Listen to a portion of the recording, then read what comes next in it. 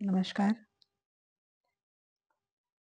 आज मैं प्राचीन सनातन धर्म के विषय में कुछ कहना चाहती हूँ।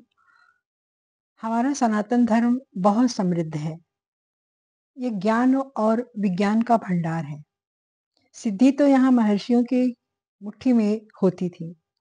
बड़े-बड़े राजा महाराजा सब कुछ त्याग कर, सब कुछ छोड़कर तपस्या करते थे और वे सब कुछ पा लेते थे। ईश्वर दे अ, मनुष्य से देव तक पहुँचने का मार्ग उन्होंने बताया और उन्होंने खुद पाया भी।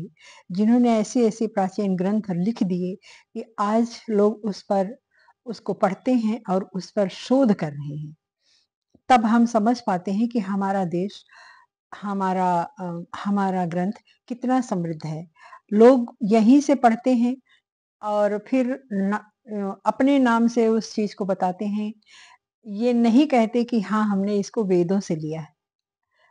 पाश्चात्य संस्कृति में भी ये है। इसी कड़ी में आज मैं बताती हूँ कि नए युवाओं को आज ये भ्रम रहता है कि जो लोग नहीं पढ़ते, उनको भ्रम होता है कि हमारा देश तो पिछड़ा हुआ है, पाश्चात्य देश बहुत आगे हैं।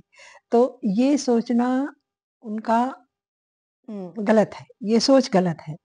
प्राचीन इतिहास को हम पढ़ते नहीं, अपने इतिहास को हम पढ़ते नहीं, इसलिए हम नहीं जानते कि हम कितने समृद्ध थे, कितना हमारा ज्ञान कितना आगे था, कितना ऊँचा था। आपने सुना होगा अग्नि या ब्रह्मोस अ, का नाम अब्दुल कलाम ने वेदों से लिया था। अ, हमारे यहाँ स्त्रियों को लेकर भी कहा जाता है कि यहाँ तो बराबरी का अधिकार नहीं है, पिछड़ी हुई हैं यहाँ की स्त्रियाँ। तो कुछ कम कपड़े पहन लेने से कोई आधुनिक नहीं हो जाता। हमारे यहाँ की स्त्रियाँ ऐसी-ऐसी थीं जो आज तक विश्व में कहीं नहीं हुई हैं। हमारे यहाँ की स्त्रियाँ खुले मंच पर डिबेट करती थीं, दार्शनिक डिबेट करती थीं। प्राचीन ग्रंथ में कुल 22 स्त्रियों का नाम है जो दार्शनिक थीं और उन्होंने बड़े-बड़े महर्षियों से अ, शास्त्रार्थ किया और उनको हराया भी। आपने लोपामुद्रा का नाम सुना होगा।